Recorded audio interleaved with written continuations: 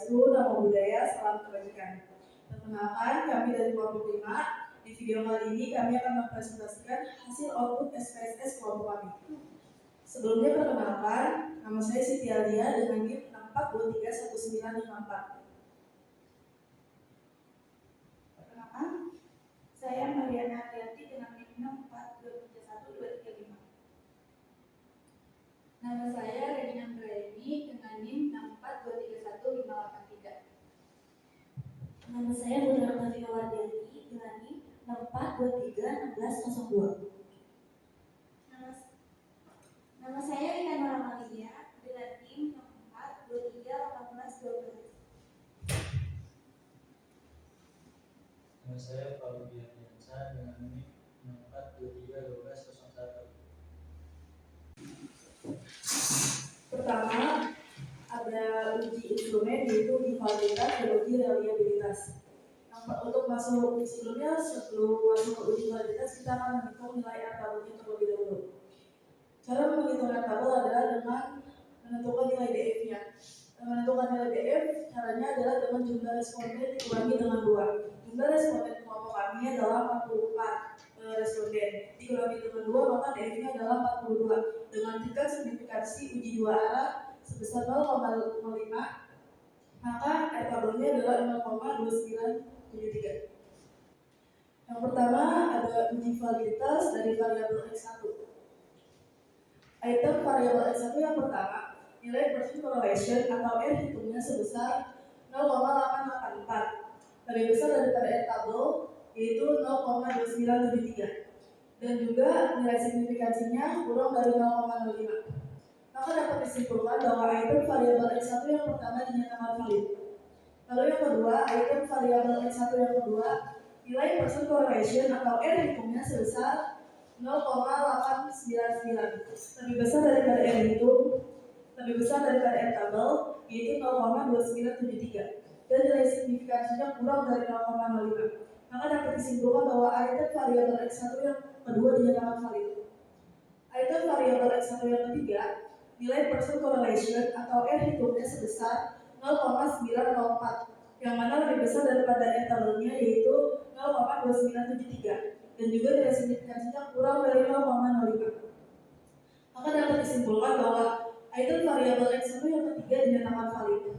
Lalu item variabel X1 yang keempat, nilai percent correlation atau R hitungnya sebesar 0,886, lebih besar daripada R tabel yaitu 0,2973, dan juga nilai signifikansinya kurang dari 0,01. Maka dapat disimpulkan bahwa item variabel X1 yang keempat dinyatakan valid. Lalu variabel X2-nya, item variabel X2 yang pertama, nilai percent correlation atau R hitungnya sebesar 0,885, lebih besar daripada R hitung yaitu 0,2973, dan juga nilai signifikansinya kurang dari 0,05. Maka dapat disimpulkan bahwa item variabel X2 yang pertama dinyatakan valid. Lalu item variabel X2 yang kedua, nilai percent correlation atau R hitungnya sebesar 0,880, lebih besar daripada R hitung, lebih besar daripada R tabelnya yaitu 0,2973, dan juga nilai signifikansinya kurang dari 0,05. Maka dapat disimpulkan bahwa item variabel X2 yang kedua dinyatakan valid. Lalu item variabel X2 yang ketiga, nilai percent correlation atau R hitungnya sebesar 0,883, lebih besar daripada R tabelnya yaitu 0,2973, dan juga nilai signifikansinya kurang dari 0,05. Maka dapat disimpulkan bahwa item variabel X2 yang ketiga dinyatakan valid. Lalu yang terakhir, item variabel X2 yang keempat, nilai percent correlation atau R hitungnya sebesar 0,879, dan juga nilai signifikansinya kurang dari 0,05. Maka dapat disimpulkan bahwa item variabel X2 yang keempat dinyatakan valid. Lalu variabel Y, item variabel Y1, nilai percent correlation atau R hitungnya sebesar 0,862, yang mana lebih besar juga dari R tabel yaitu 0,2973, dan juga nilai signya kurang dari 0,05. Maka dapat disimpulkan bahwa item variabel Y1 dinyatakan valid. Lalu item variabel Y2, nilai percent correlation atau R hitungnya sebesar 0,805, yang mana lebih besar dari R tabel yaitu 0,2973, dan juga nilai signya kurang dari 0,05.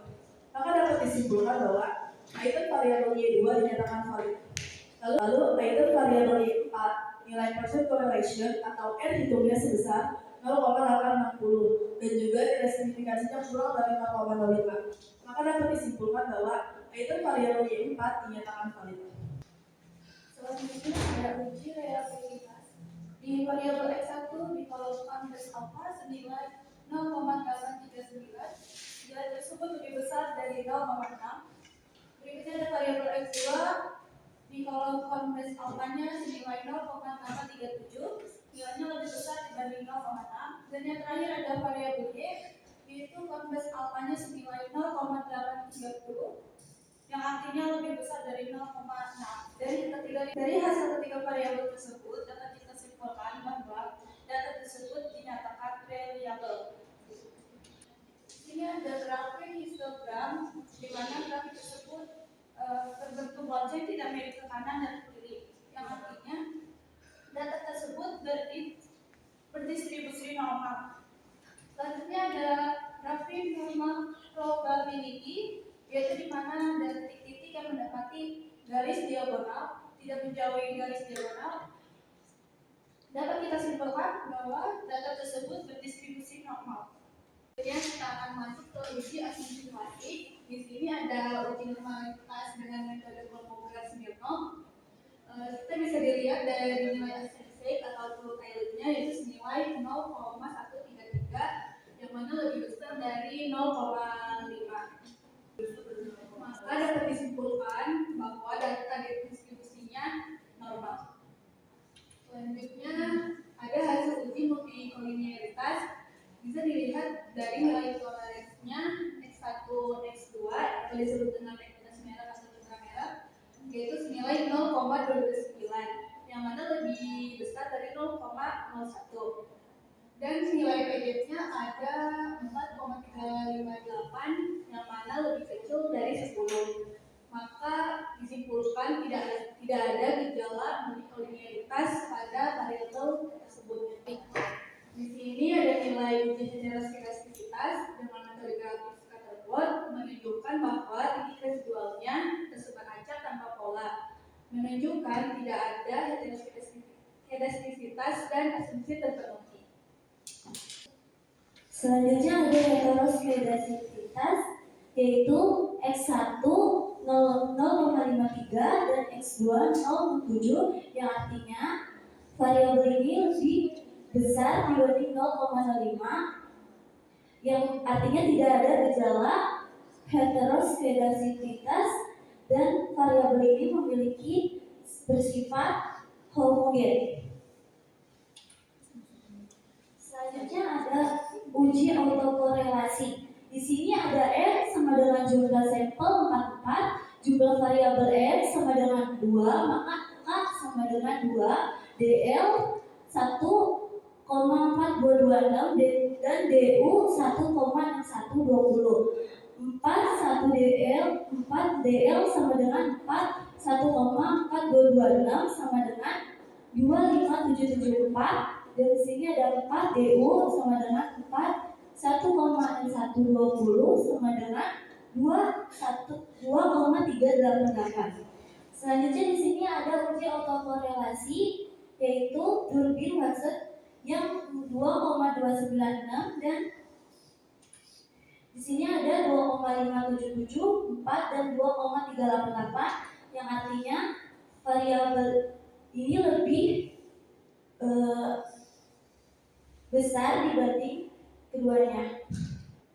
Nilai korelasi di antara ekuitas merah dengan citra merah sebesar 0,909. Kemudian nilai citra merah dengan keputusan pembelian sebesar 0,91 serta citra merah dengan keputusan pembelian sebesar 0,88.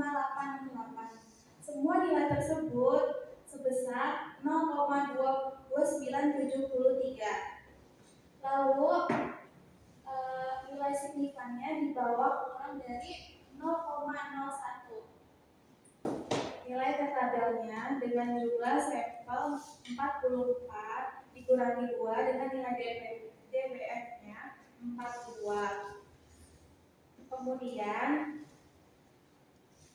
nilai P tabelnya sebesar 2,018. Basic linear berganda yaitu ekuitas mereknya pada nilai T hitungnya 2,052 lebih besar dari T tabelnya 2,018. Kemudian nilai citra mereknya pada T terhitungnya sebesar 3,586 lebih besar dari T tabelnya 2,18. Bahwa dapat disimpulkan variabel X berpengaruh positif terhadap variabel Y. Hasil responden pada 4 dikurang dengan variabel 2 hasilnya menjadi 2, maka nilai tabel untuk Y sebesar 2,43. Pada kolom SQ terdapat nilai sebesar 0,766. Jika dikonversi ke persentase menjadi 76,6%, maka sumbangan variabel ekuitas merek dan citra merek dalam mempengaruhi variabel keputusan pengundian mendapatkan nilai sebesar 76,6%. Kemudian sisanya 23,4 dipengaruhi variabel lain di luar penelitian ini. Sekian presentasi dari kelompok kami. Kurang lebihnya mohon maaf. Wassalamualaikum warahmatullahi